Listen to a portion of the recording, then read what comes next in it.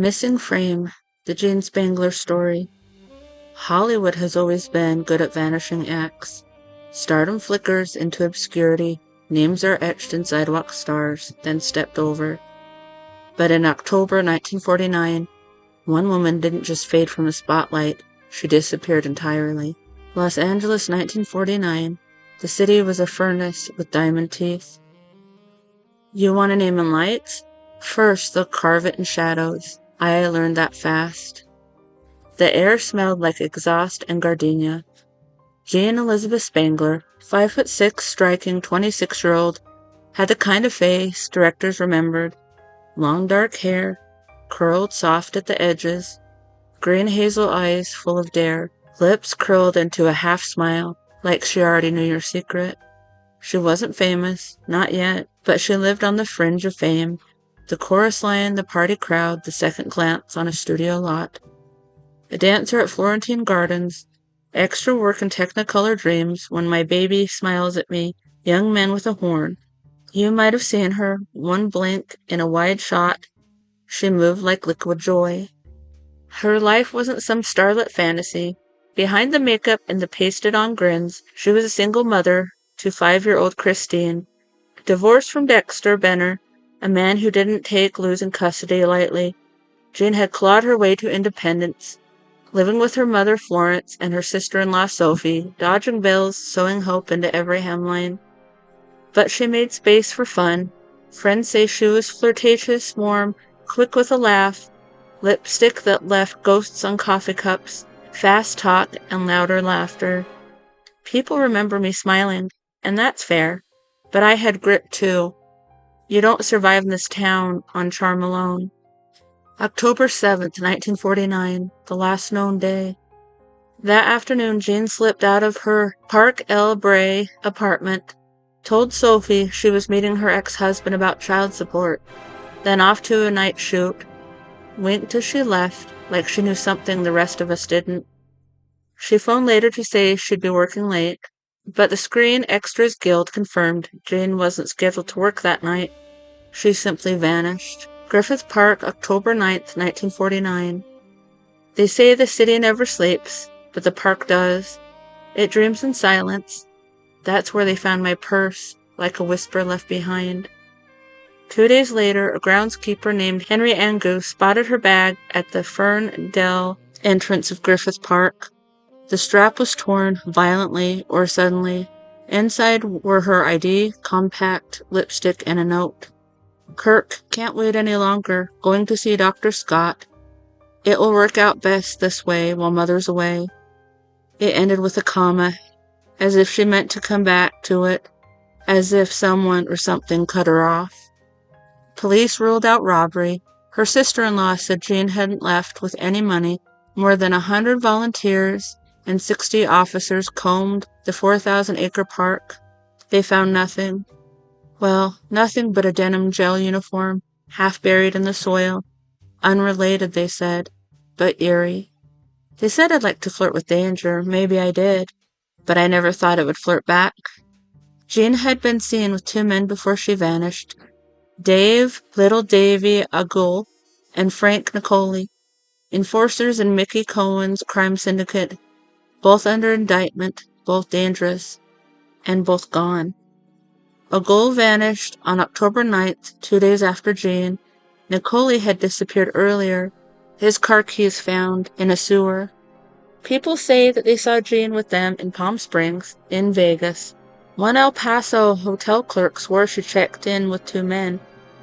Border agents thought she crossed into Mexico, but there was no paper trail, no receipts, no traces, just shadows.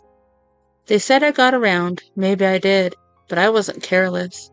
I was curious. There was a difference. That note, Kirk, Dr. Scott, it echoed louder than any scream. It was Jane's handwriting. It was also unfinished. Police interviewed every Dr. Scott in Los Angeles. No one admitted to knowing her, not officially. But LA has had always 2 maps, one you read and one you whisper. In 1949, abortion was illegal and terrifying. Women turned to backroom clinics, retired med students, and strangers with dirty instruments. Jean's friend said that she was 3 months pregnant. She hadn't named the father, but she had said, "I'm going to take care of it." There were rumors, a man called Doc who worked the Sunset Strip, a fixer in the shadows. But no one ever found him. Maybe he vanished when Jean did. I wasn't reckless, I was careful. But when you're a woman in 1949 with a secret, your choices shrink fast. Botched procedure. She died during the abortion. The doctor panicked, disposed of her body, and planted the purse as a distraction. A staged disappearance. Was the note a red herring, a final act? But why write it and have it in her own purse unless she meant for it to be found? Mob involvement. If Jane was pregnant by someone powerful, someone connected, was it all arranged? And when it went wrong, was silence the only outcome? Despite the leads, Dr. Scott was never found, no one's charged, nothing confirmed. Jane's mother Florence said a man named Kirk had picked her up before, always stayed in the car. The city moved on, but Kristen waited. They kept looking for me, in diners, in border towns, in the faces of strangers. I became a rumor with lipstick.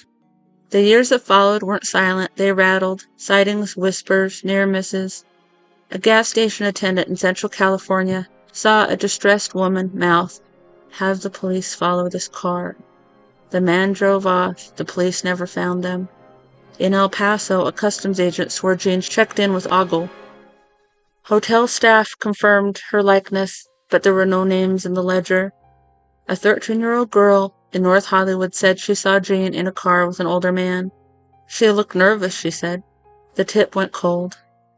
I became a face in the fog, a name whispered in diners, a question no one could answer. It's funny, they tried to solve me like a puzzle, but I was ever the kind with edges that fit. Even now, 75 years later, these are dominant theories. The secret pregnancy, the botched abortion theory remains the strongest, but there's no body and no Dr. Scott. However, there was a Kirk. Jean had recently worked as an extra on the film Young Man with a Horn, alongside rising star Kirk Douglas. He later claimed he barely knew her, but the tabloids had questions. Was Kirk in the note him? Mob retaliation or escape? She fled or was silenced. Ogle vanished too. The connection runs deep. The ex-husband. Jean told her family she was meeting Dexter Benner that night. He denied it. His wife backed him. Benner had a motive. He hated losing custody. After Jean disappeared, he got their daughter and fled the state. Just possibly. The Black Dahlia Echo. 2 young starlets, 2 unsolved disappearances, both in Hollywood's orbit. Coincidence or something colder? Voluntary disappearance. Could she have staged it, started over? She had no funds, no passport, no one heard from her again, and she loved Christine fiercely. If I ran, it wasn't away, it was towards something. If I stayed, it wasn't willingly. Jean Spangler's case remains officially open in Los Angeles. No remains, no suspects, no closure. Maybe I wasn't meant to be solved, she might have said, just remembered.